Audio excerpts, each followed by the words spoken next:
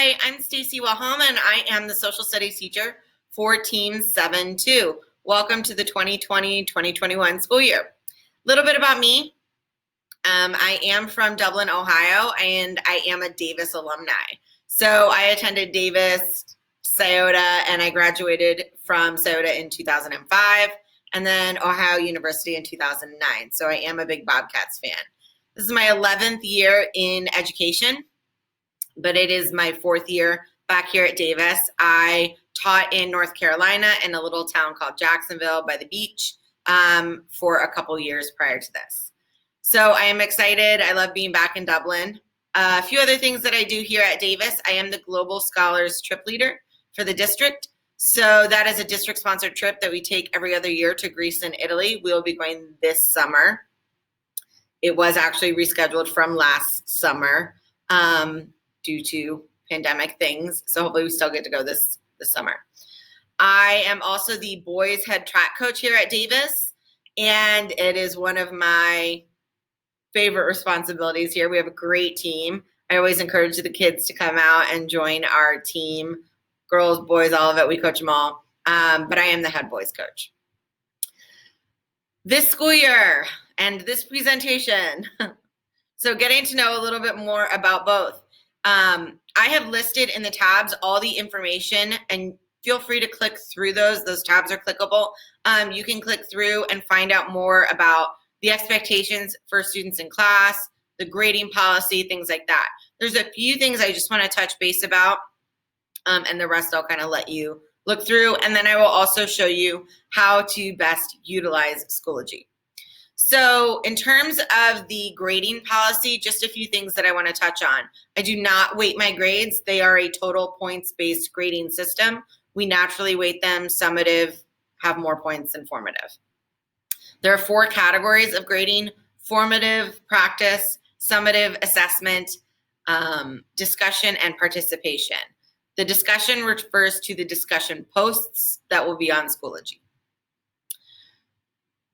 Late policy, I give the kids about a day of grace, especially as we're learning the new system and the new normal. But there is 10 percentage points taken off for every day that it is late after that day of grace. So if they have an excused reason, or they were absent, they were sick, or they have accommodations, any of that obviously is outside of that 10% late policy. I just ask that the students email me if there's a reason why the assignment is going to be late prior to it being late, so that I can touch base with them. And I ask that the students do this because we are trying to get them to be responsible for their own learning, to take ownership of that, and hopefully that's more work, more independence, more work for them, less work for you guys.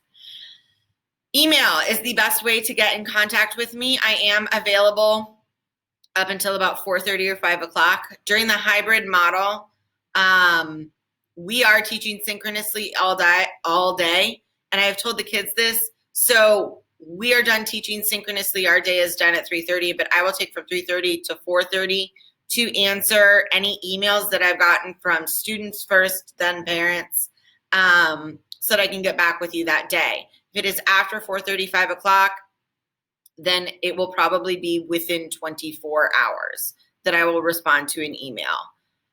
The reason for that being, I talk to kids about it, is just kind of setting those boundaries between home and school for both them and me, because I know in the spring we were emailing at like 11 o'clock, 12 o'clock at night. So just trying to get us more back into a normal routine.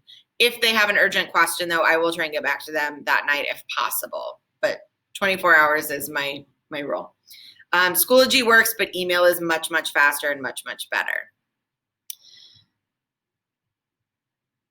There are, for next week, there are a few things I wanted to touch base with you about. The hybrid orientation model, I will see the students once during those 4 days. So their assignment for me next week can be found in Schoology starting on Tuesday, and it is what I'm calling an asynchronous module, meaning it's going to have more assignments in it than I typically give for an asynchronous assignment. And I've talked with the kids about this already, and they've seen this presentation that you are going through as well. But the history skills module is what it's going to be. And it is going to have a lesson video with me, practice, some Edpuzzle videos that are short clips, typically TED Ed, about sources, media, bias, things like that. There'll be a Newsela article and then a Schoology assessment of some kind. So that is what they can expect next week. I've told the students that you can complete it all at once, and it will probably take you well over an hour, hour and a half, or you can do it in increments each day and do about 15, 20 minutes of work. So it is up to them how they want to complete that. And that's something we're helping them work with on time management as well. During the hybrid model, students will come every other day, and then they will have an asynchronous assignment. That asynchronous assignment for me will typically follow the format of being probably the direct instruction. So the notes, if we're taking notes on something or I'm giving a presentation on something, I'm going to record it and they'll have to watch it in Edpuzzle with questions and like notes to fill out. Those notes are not going to be like fill in the blank. It's going to be more of a question and answer situation. They might have videos in Edpuzzle or articles on Newsela. Because we have such limited time here in class, we really want to utilize that to the best of our ability. So that time will be used for discussions, activities, things like that.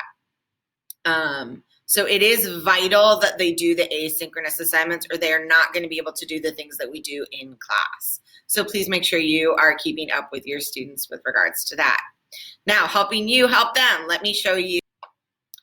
All right, so this is Schoology, and your student might have it set up so it shows updates, or it might be shown so that it goes right to the materials section of Schoology. My best advice is that I would have your student pull up Schoology and look at it from their perspective. And I would check in with them, not necessarily and say, do you have missing work, but hey, what did you do for social studies today? Or what did you do for science? We do not email for every missing assignment, but you can set Schoology up so that it will notify you when an assignment is marked missing in the gradebook. If they have a 0 for an assignment, it will be marked missing. I do not give zeros unless an assignment has not been turned in. I typically, like I said, I give the day of grace before I go through and mark them missing. But you can check Schoology and it will notify you of that. Online learning assignments is where they are going to find all of their assignments for asynchronous work. Once we really get into the thick of it, there will be other folders here like resources for Greece, resources for Rome. Right now, the 7-2 website links are there. The agenda for my class will always be there. They should check that if they're absent. And then the online learning assignments will be categorized into week 1, week 2, and I'll put dates on those. They'll go to that assignment. We're currently in week 2. And you can see that if they were to click asynchronous work, check here for Tuesday and Thursday, it will be updated and it gives them a list of what they should be working on asynchronously for that day. Then the assignments themselves will be right here. So for this week, they had a quick check based on the presentation that you are seeing right now, and a why history discussion post that they are currently working on answering, as well as the project that is due tomorrow. So if I were to go back to materials, you would also see that they have why history and their get to know me projects are due and should be submitted on Schoology. All right, so please utilize Schoology. It is a great tool. I know it can sometimes be a little tricky, but if you have any questions at all, please do not hesitate to reach out. I look forward to the upcoming school year and getting to know your students. Have a great night, and it was nice meeting you.